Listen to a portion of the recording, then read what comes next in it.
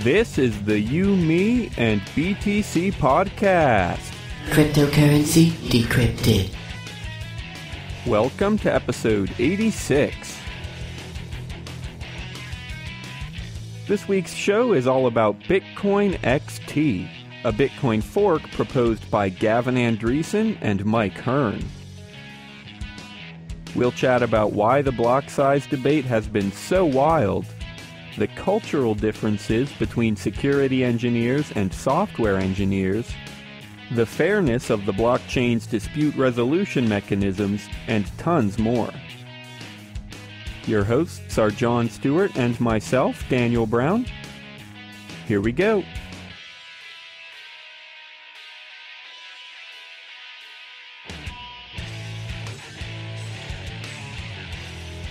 All right, hey everybody. Welcome to the You, Me, and BTC podcast.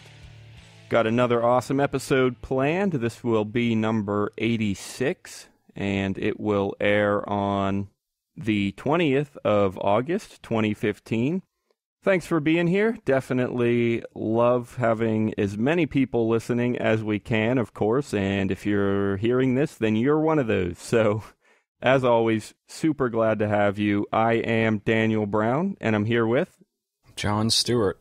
Yeah, so Tim is on vacation this week, enjoying the vices of Virginia, I think. I don't really even want to know what he's doing, but I'm sure he's having some kind of a good time. So I guess he'll be back next week, presumably, unless, I don't know, maybe he'll get arrested or something, and that could be fun. So, today's main topic is actually going to be BitcoinXT. It's a huge kind of item out there. Everyone's kind of talking about it, arguing about it, voicing their opinions very strongly in some cases. And yeah, it's an interesting debate, an interesting proposition. It's crazy, really. It's something pretty new to Bitcoin. I mean, we've had forks and stuff before and decisions about what the code should be, of course, but I think this is pretty clearly one of the biggest, and it could easily, especially now with the user base as big as it is, it could lead to some interesting scenarios as the technology moves forward. So we're going to have a fun time talking about that. Before we get into that, I want to mention a Bitcoin casino that I've been trying out. It's called LuckyBit, and one of my favorite things about it is just because it's not just plain old dice. That's one of the most common types of Bitcoin gambling sites out there is just dice. You know, you pick your odds, you roll the dice, or on a computer it just picks a random number, and you either win or lose, and you just do that over and over. I enjoy that to some extent. I mean, it does get old pretty quick and stuff, but it's still gambling. It's still cool to try, and there, you could still lose money or win money, whatever.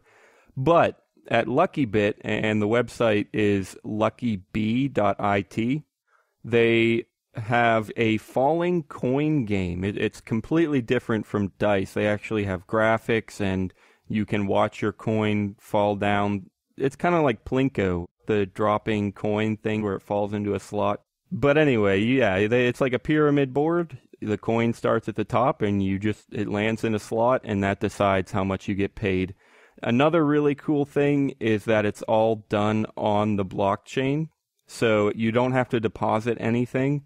You just send money to a certain address.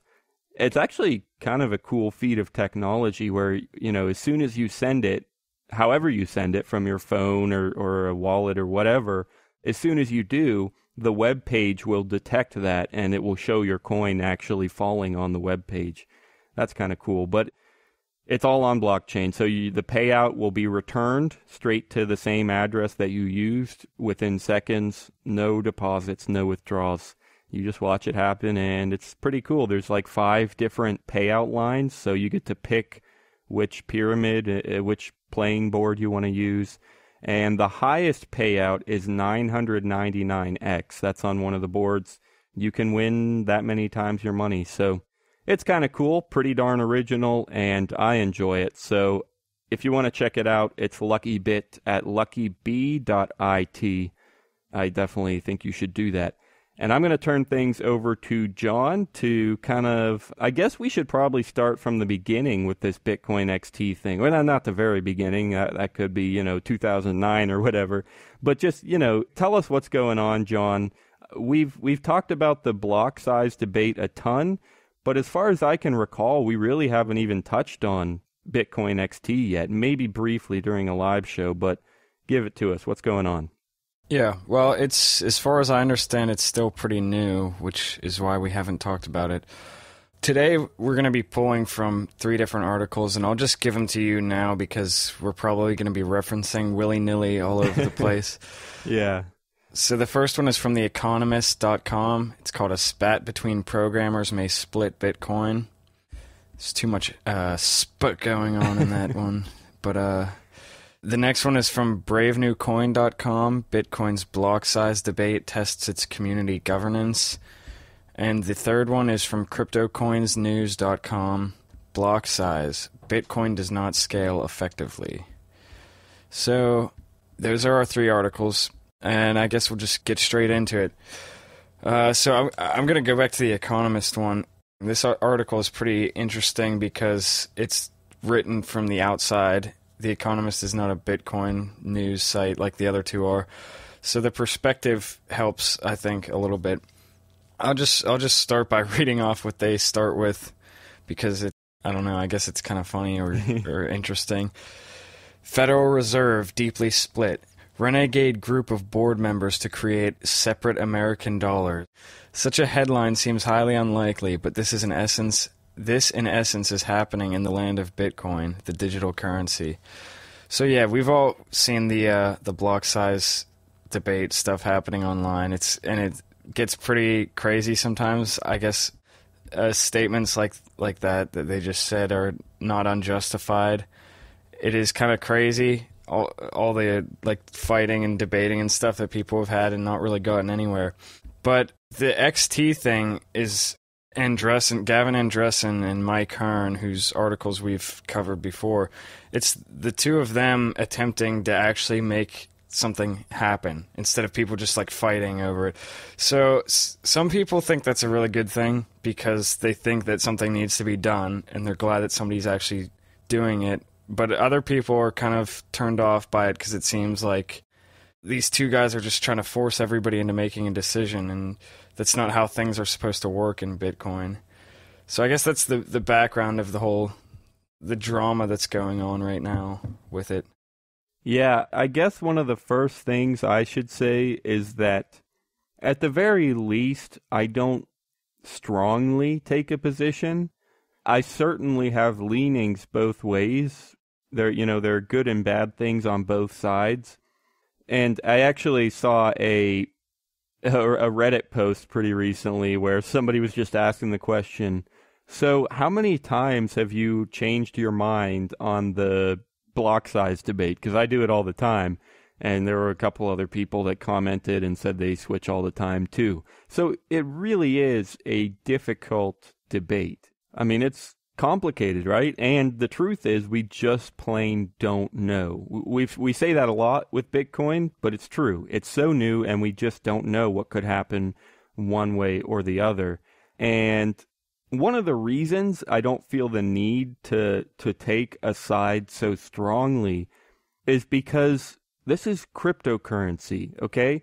Bitcoin is amazing, obviously. It's the first, and we love it, and we hope it will survive. And sure, if we have enough information, and if we were confident that one way would be better than the other, then yeah, let's take a side and let's try to make that happen. But since we don't know for sure all that stuff, I would prefer to just let the natural free market take its course. And I don't even mean, we've talked about the free market kind of managing fees in Bitcoin. If they kept the block limit low, the fees could just go up with the free market and everything should be fine. That's not what I mean in this case by the free market. What I mean is the entire cryptocurrency market, Okay, there's already thousands and thousands of altcoins out there. And if Bitcoin falls apart for any reason at all, people already have solutions. They have faster cryptocurrencies. They have more expandable cryptocurrencies, maybe some that are more fair, some that are more decentralized.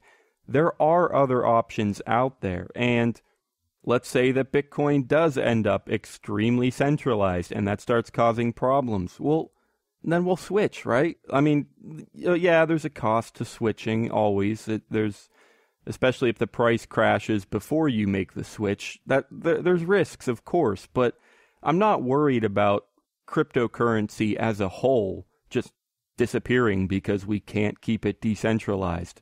I think that we can, and there are different methods for doing that. And maybe even one coin, even if it's the most decentralized coin ever, maybe over time it will become centralized. But then once that happens, you switch again, you try new things. Overall, I'm not really worried at all. And that's why I don't see the need to argue too fiercely about it. I mean, sure, take in the facts and have an opinion, but you don't got to go crazy, I don't think. Yeah, I agree. I think like either way, whether it gets increased or it doesn't increase, and whether whichever thing happens causes it to collapse or not, I think in the end, the idea of it won't die. But I mean, at the same time, if you can reasonably predict what's going to happen and make a decision to fix it or to prevent it, I'm totally for that too. Yeah, absolutely. That's actually, to me, that's kind of where payment channels come in, which we've talked about a little bit before, but I think that is an important point. I mean, there are people working on scaling Bitcoin to an extremely fast and cheap network without increasing the block size. Now, I recognize the first time we ever talked about this debate, we were reading an article from Hearn, and he's one of the ones who created XT, or maybe he's the one guy behind it, really. But he basically said that we just don't have enough time to develop payment channels. And that could be true. I don't know. I mean, it's tough to tell. At first glance, I think I would say, like, I would let the free market, in this case I do mean the transaction fees, you could let Bitcoin get a little bit more expensive as people compete for blocks for a little bit of time, and then eventually the Lightning Network or some other payment channel will step in and return that to a more feasible cost. That's kind of my first guess. It's not the most informed guess, but that's what I would say is just, yeah, let us kind of reach capacity, let the free market and the fee market kind of keep it going for a while, even if it gets more expensive. And then when payment channels are here, they're here, and cool, let's use them. Yeah. So in the article, I don't remember which one of the articles, it did say that, I guess it would be Andresen and Hearn who said this, that they think as early as like next year we could start getting over capacity. But I guess it's kind of a deceiving way to put it, because being over capacity happens in degrees, am I right? Like, you can go over capacity and it's not going to completely destroy everything, because there's always more to go over capacity, I guess. Right. That's definitely true. I mean, everything is in degrees, especially when it's a volume kind of thing. But an even bigger thing is, like, as we approach capacity, the only thing that would change is it just gets more expensive because you need to compete for blocks. Yeah, and it's not like overnight it's going to suddenly cost $100 to process a transaction and take 4 weeks to go through. I think that was a good point of yours to, like, if payment channels are the best option we have, maybe it's worth waiting a little bit longer before switching to XT or doing something else like that, and just let fees happen for a little while and let it get a little bit slower if payment channels really are the best option. So yeah, I think I like that idea. But I also, like, I mean, I guess this is the problem, that nobody's been able to provide a 100% foolproof argument on either side. Oh, but yeah. If someone was able to do that, even if some people disagreed, I guess I would rather push for that than say, I don't want to say then make the free market figure it out or make the market decide, because I think the market should decide, but that's like, if you run a business and you sell, I don't know, like say you sell fish and you sell your fish for $5 a fish, and another fisherman comes into town and he starts selling his for $4, and you just say, well, I think if I lowered my price, my business would not be hurt as much by this guy. But if I lower my price, I'm also going to make less money for fish. Well, I'm just going to wait and see what happens. Right. Like, you wouldn't do that as a business owner. And Bitcoin isn't a business, but if the majority of people see that one option is clearly the most logical one to take, I think I would support going that way, even if some people, like a minority, don't really like it. I mean, they can always start their own altcoin or just stay on their side of the fork if they want. Right.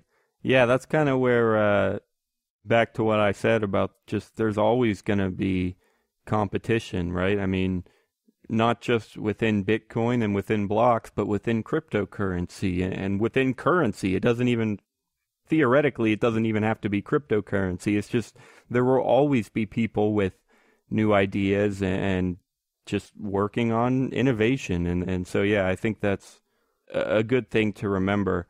I want to touch on something that also makes this debate, just that much more difficult. And I'll just read a little more of a quote here from The Economist. "The dispute is as ideological as it is technical.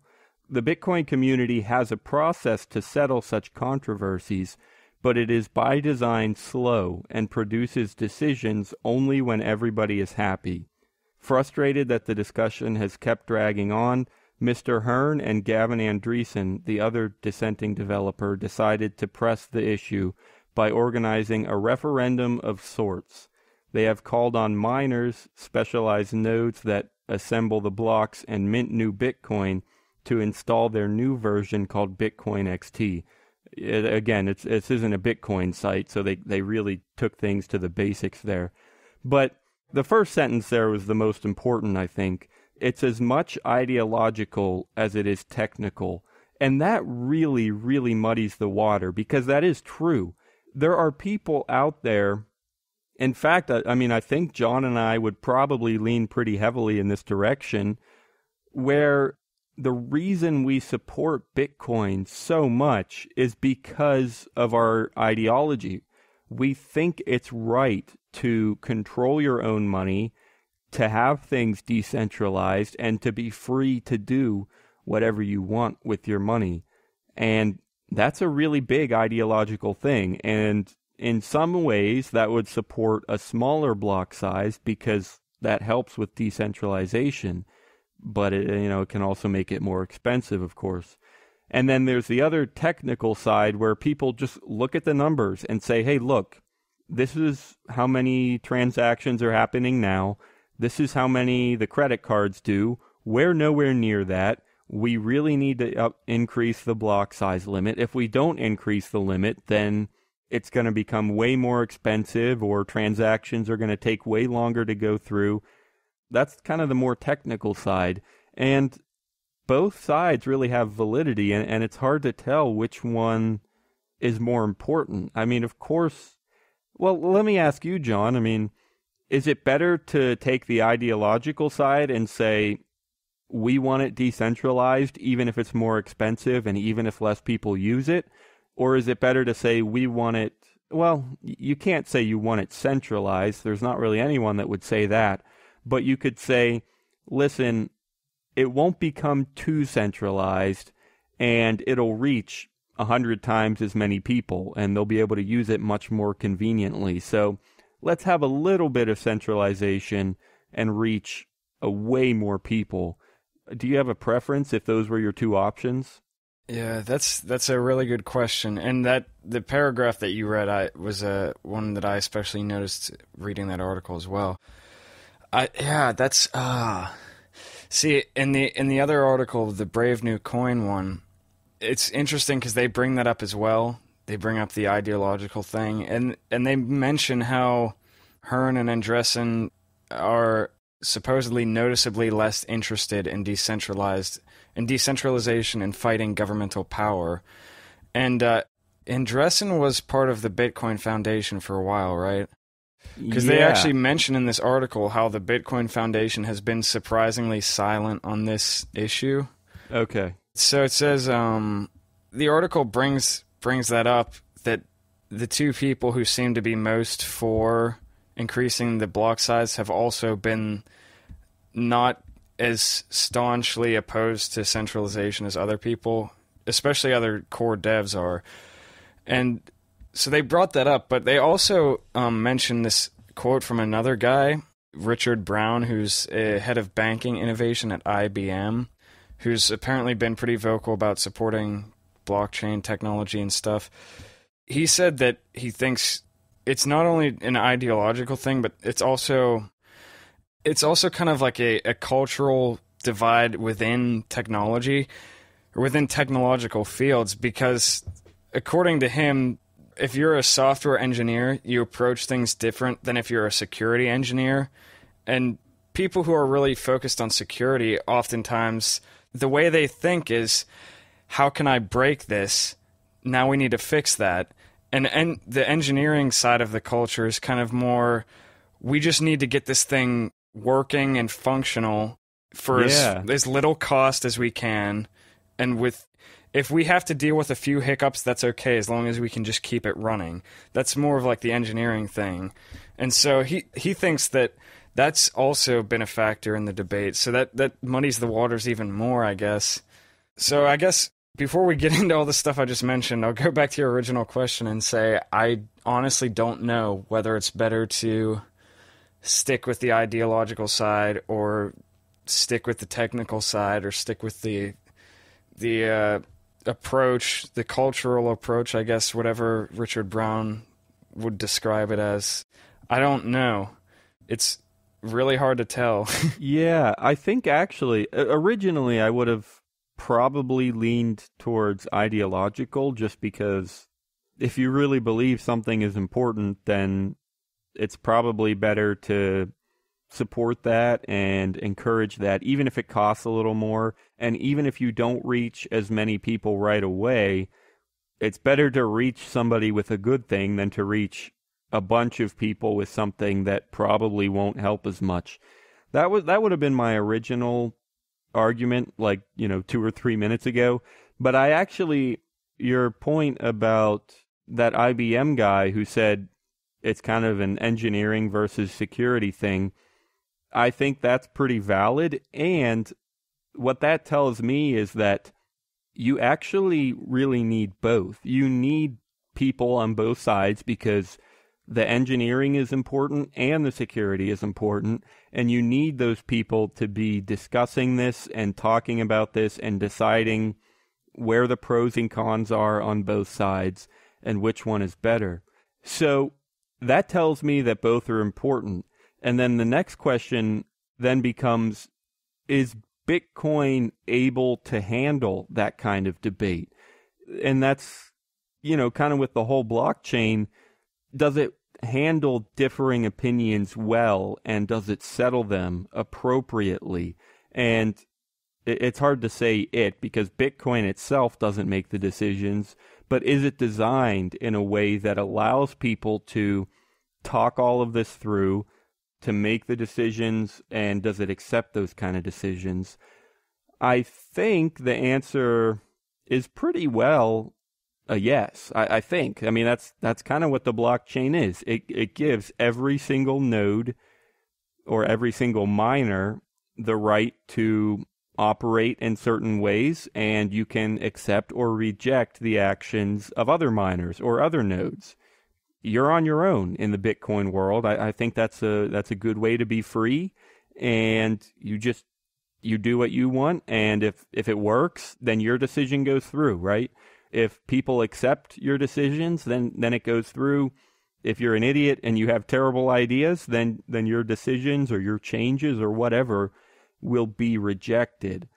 I would ask if you agree with that, and then you could even apply it directly to BitcoinXT. The way they're doing it is that right now, BitcoinXT is fully compatible with Bitcoin Core, the original or standard protocols.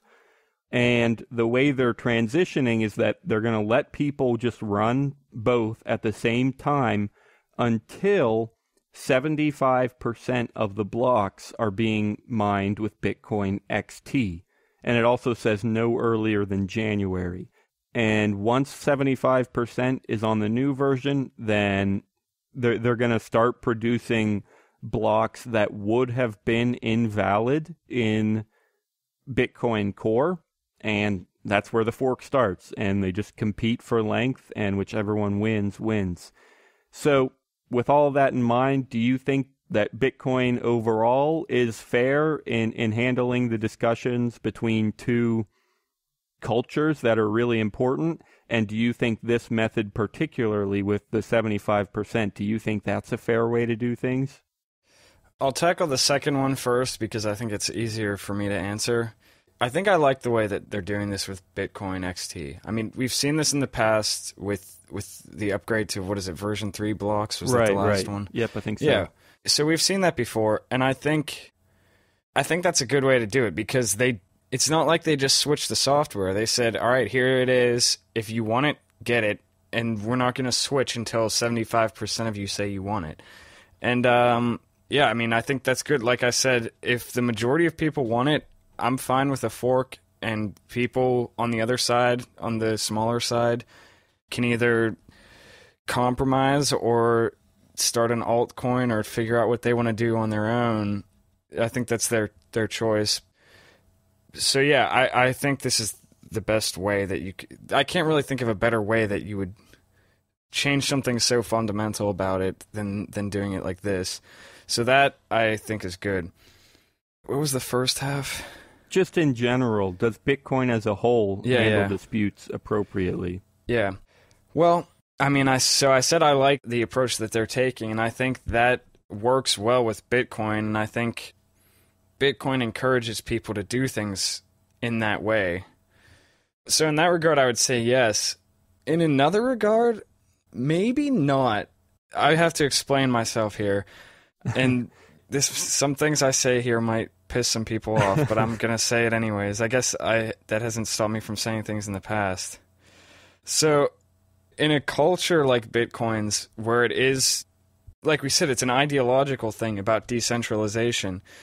And one thing that can be said of centralization is that it creates a culture of people who are willing to compromise.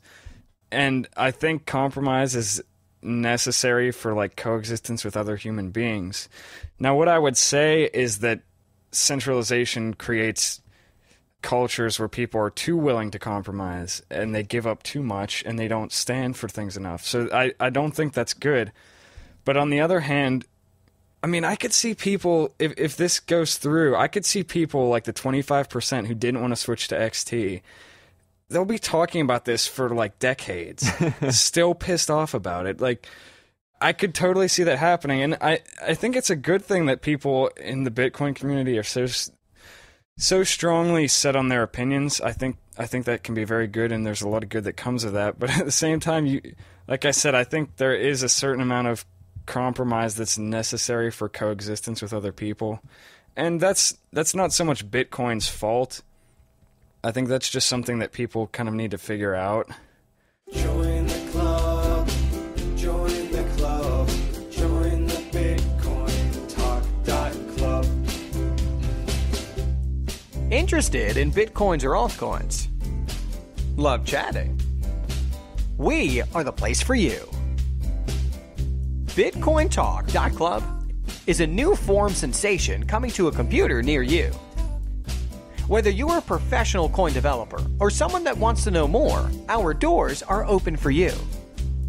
We are looking for people to join and help build this forum into a one-stop knowledge base for everyone's needs. We're looking for you at BitcoinTalk.club. Join the club. Join the club. Join the Bitcoin Talk Club. So this, I think, brings up an interesting comparison that, honestly, I think we've been talking about this kind of metaphor since episode 1, and that is comparing and contrasting Bitcoin with democracy. And we have some interesting qualms about democracy, I think, but also Bitcoin is similar, I think, to democracy, at least the original kind of collectively, where people actually get a say in what goes on. But it's also pretty different. But the biggest thing I would bring up here is, do you think that, especially since there's a number right there, 75%, do you think that is representative of something like a democracy? Does that show that just people are voting and decisions are being made? Or do you think it's different? Do you think it has any drawbacks when people, I mean, because part of the reason we're not, at least I don't think I am, and I think John would agree, just one of the problems with democracy is just that, well, the classic thing is it's two wolves and a sheep voting on what's for dinner, right? The people can just take control and decide to eat the sheep, right? So do you think there's anything like that going on with something like the 75% vote, really? I think I have a defense for this, but I want to hear what you have to say first. Yeah, I would say yes, but I also have a defense, and maybe it's the same defense as yours.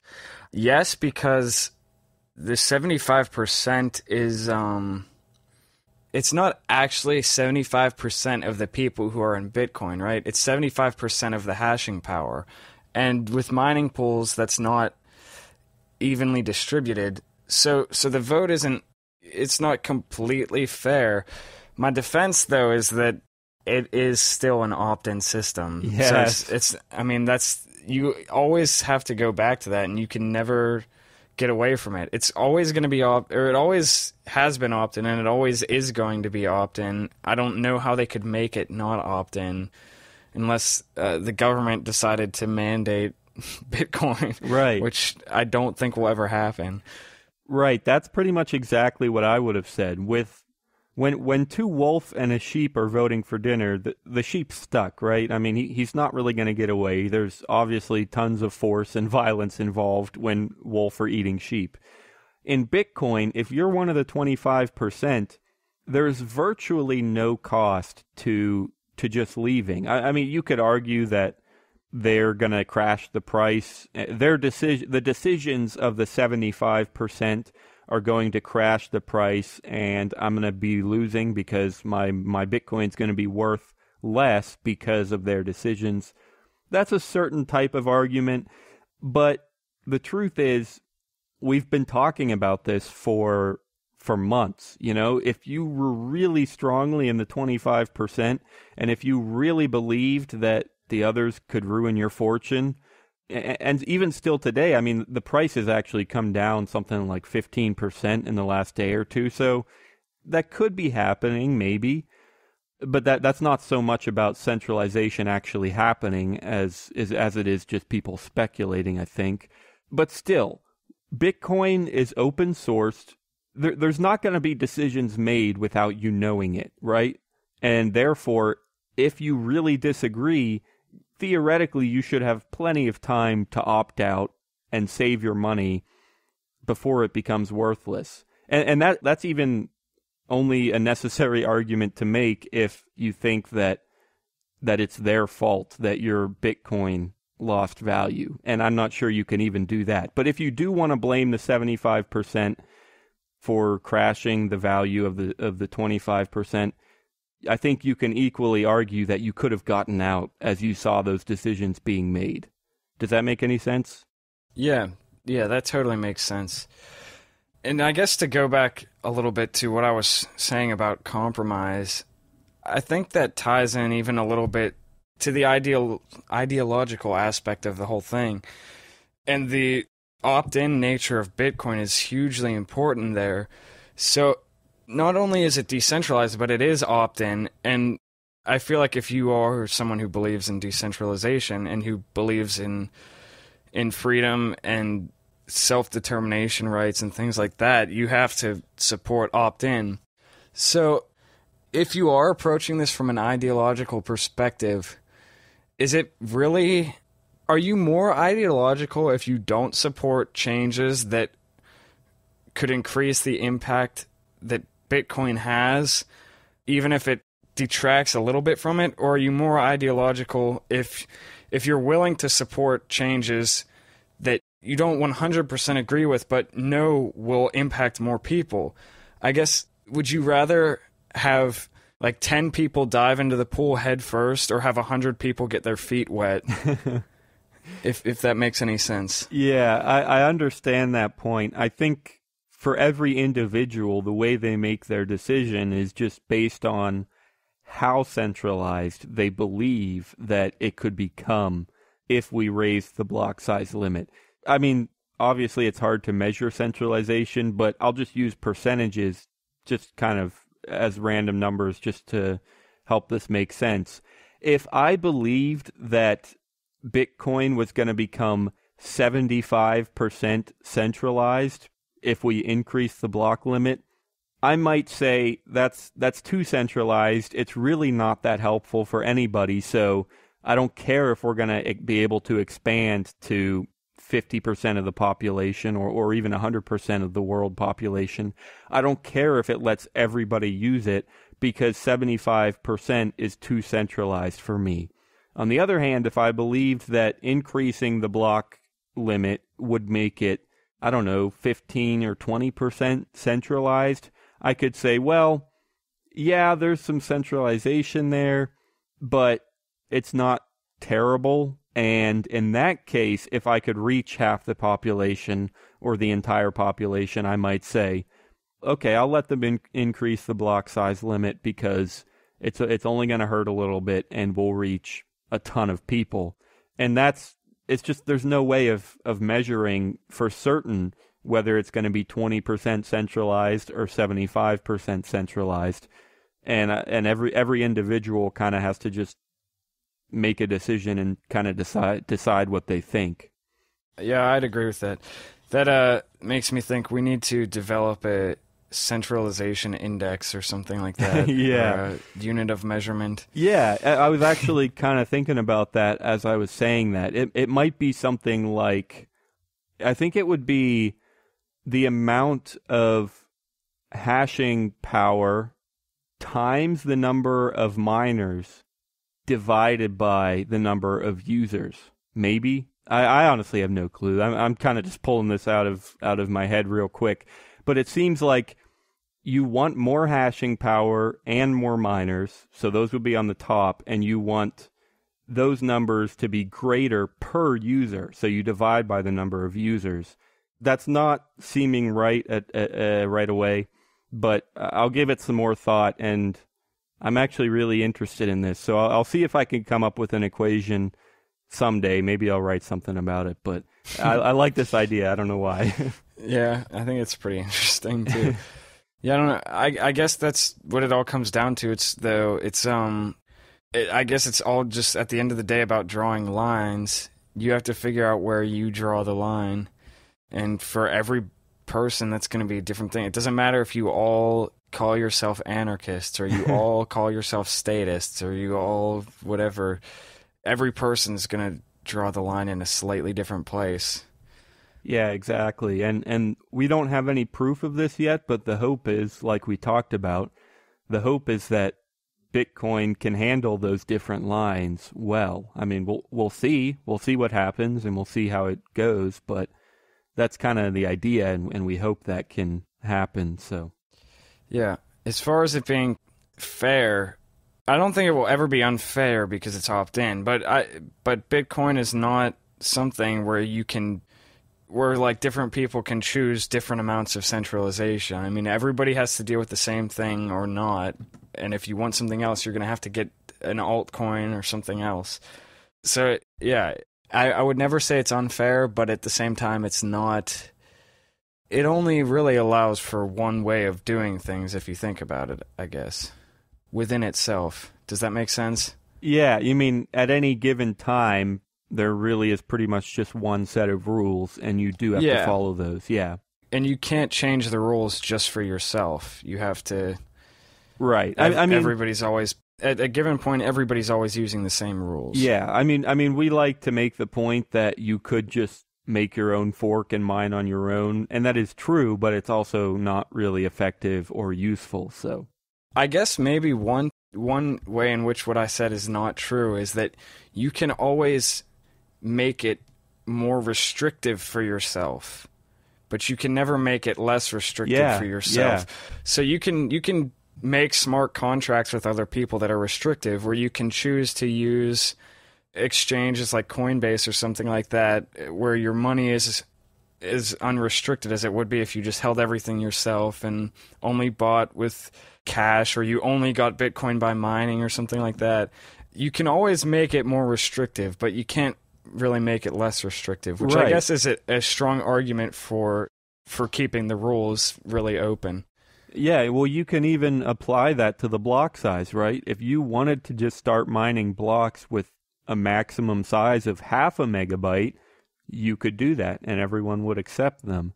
But if you wanted to jump up to 2 or 20 megabytes, then you can't loosen the rules like that. So yeah, I think we're pretty much coming up to a close here. But just for fun, I want to mention one other very brief story that I just thought it was entertaining.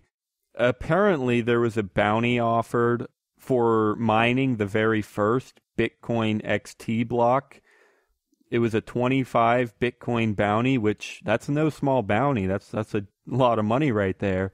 And the reward was put up, and what happened was Slush Pool mined it. They switched to XT, they mined the first block, collected the reward, and instantly switched back to standard Bitcoin. I don't really know what I think about that. I mean, a bounty's a bounty. I guess I don't really have any problem with them capturing the bounty like that. I think it's kind of entertaining that they would do that, and I think it's funny that somebody would be so concerned about switching to XT, and they ended up kind of getting burned by it. I don't know, maybe it's kind of an example of if you're overly concerned about this, you shouldn't be, right? You shouldn't feel so strongly about it that you're willing to spend 25 Bitcoins just for one block.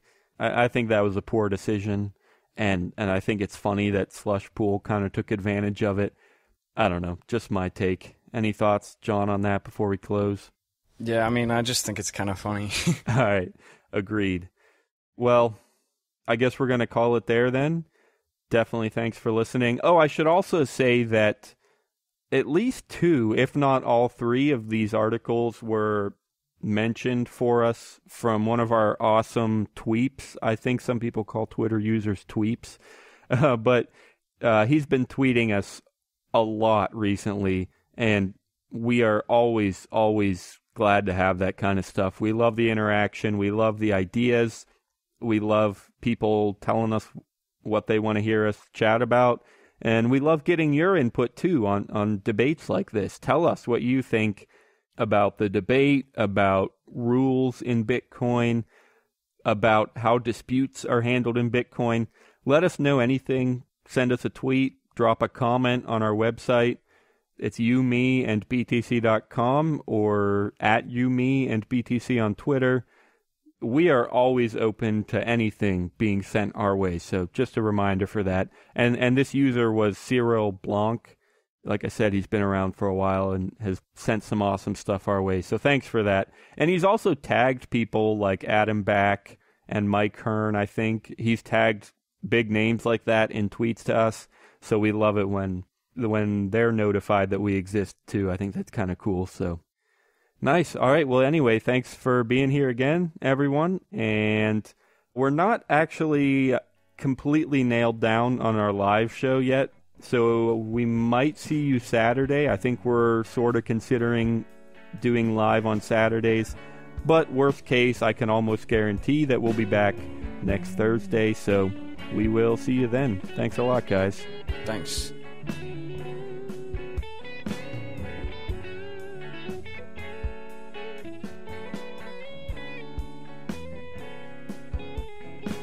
Thanks for listening to episode 86. All of the music in today's show was from John Stuart. Remember to check out this week's show notes at btc.com and leave us a comment. We'll see you next Thursday.